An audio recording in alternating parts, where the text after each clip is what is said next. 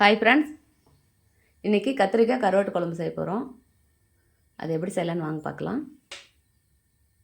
தனியாக எடுத்துக்கிறேன், ஜீரகம் மிளகு எடுத்துக்கிட்டேன், 4 மிளகாய் எடுத்துக்கிட்டேன்.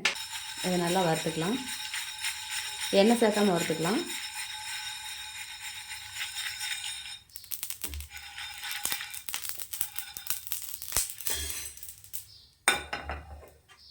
கொஞ்சமாக அரிசி சேர்த்துக்கலாம்.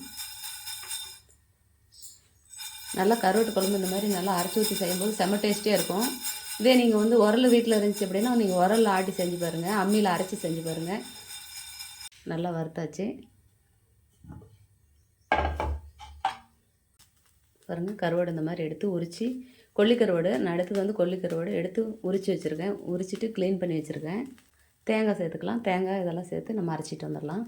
இப்போ நான் சேர்த்த கருவாட்டுக்கு கருவாடு கத்திரிக்காய் 1/4 கிலோ கத்திரிக்காய் எடுத்திருக்கேன். அதுக்கு இவ்வளோ தேங்காய் போதும். நம்ம இந்தளவுக்கு சேர்த்துக்கிட்டால் போதும். அரைச்சிட்டு வந்துடலாம். வெங்காயம் சேர்த்துக்கலாம்.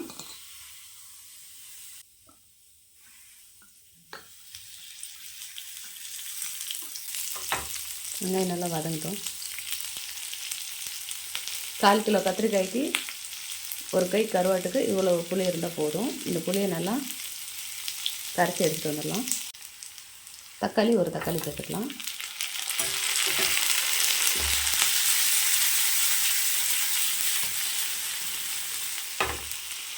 இதெல்லாம் நல்லா ப்ளைன் பேஸ்ட்டாக அரைச்சிட்டு வந்துடலாம். கடாய் வச்சுட்டேன், எண்ணெய் சேர்த்துக்கலாம்.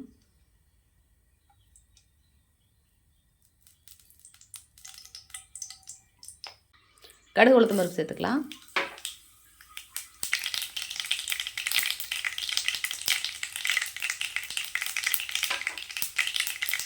கொஞ்சமாக மஞ்சள் சேர்த்துக்கலாம்.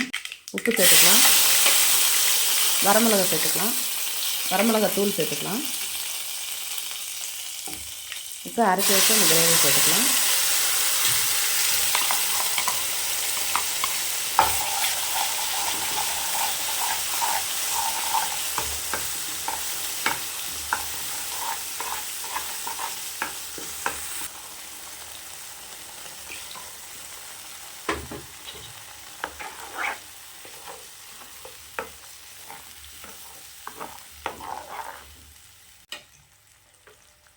புளி தண்ணி சேர்த்துக்கலாம்.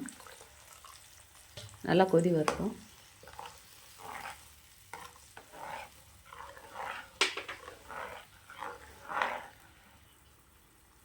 இன்னும் கொஞ்சம் தண்ணி சேர்த்துக்கலாம். ஏன்னா கத்திரிக்காய் வேகணும், நல்லா கருவாடு வேகணும்.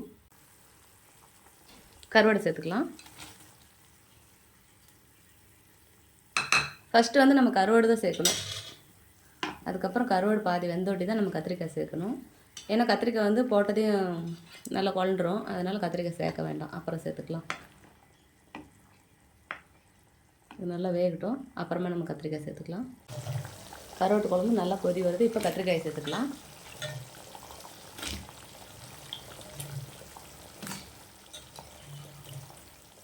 இது பூணத்தலை கத்திரிக்காய்னு சொல்லுவாங்க. அந்த கத்திரிக்காய் பச்சையாக இருக்கும். அந்த கத்திரிக்காய் சேர்த்துக்கிட்டா இதை விட டேஸ்ட்டாக இருக்கும். எனக்கு அந்த கத்திரிக்காய் கிடைக்கல, அதனால் இந்த கண்ணாடி காய் நான் சேர்த்துருக்கேன். ப்ளூ காய் சேர்த்துருக்கேன். இன்னும் கொஞ்சமாக தண்ணி சேர்த்துக்கலாம்.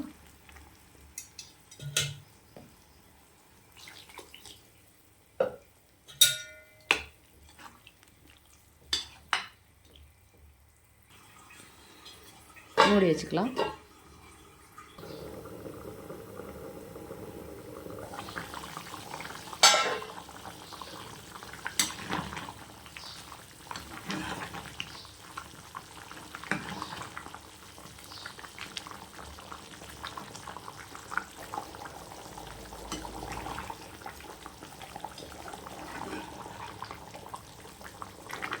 பாருங்கள், கத்திரிக்காய் நல்லா வெந்துருச்சு. கத்திரிக்காய் கருவாடு நல்லா வெந்து போயிருக்கு பாருங்கள். அதுக்காக தான் நான் கொஞ்சம் தண்ணி அதிகமாக சேர்க்குறது. இந்த கருவாடு லேட்டாக வெந்துச்சு. நல்லா வெந்துக்கிட்டே இருந்துச்சு அப்படின்னா போட்டதையும் எடுக்கக்கூடாது. நல்லா வெந்துச்சு அப்படின்னா தான் குழம்பு மணமாக இருக்கும். அதுக்காக தான் இவ்வளோ நேரம் ஆச்சு. இது கொல்லிக்கருவாடு. கொல்லிக்கருவாடு தான் மணமாக இருக்கும். 2 கருவாடு போட்டாலும் ரொம்ப டேஸ்டியாக இருக்கிறது கொல்லிக்கருவாடு மட்டும்தான். நான் இந்த மாதிரி கொல்லிக்கருவாடு வாங்கி உரிச்சுக்கிட்டேன். நீங்களும் அதேமாதிரி வாங்கிக்கோங்க.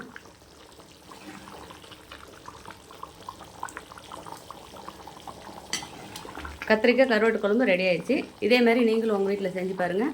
செஞ்சு பார்த்துட்டு எப்படி இருக்குன்னு எனக்கு ஒரு கமெண்ட் பண்ணுங்கள், லைக் பண்ணுங்கள், ஷேர் பண்ணுங்கள், ஒரு சப்ஸ்கிரைப் பண்ணிடுங்க.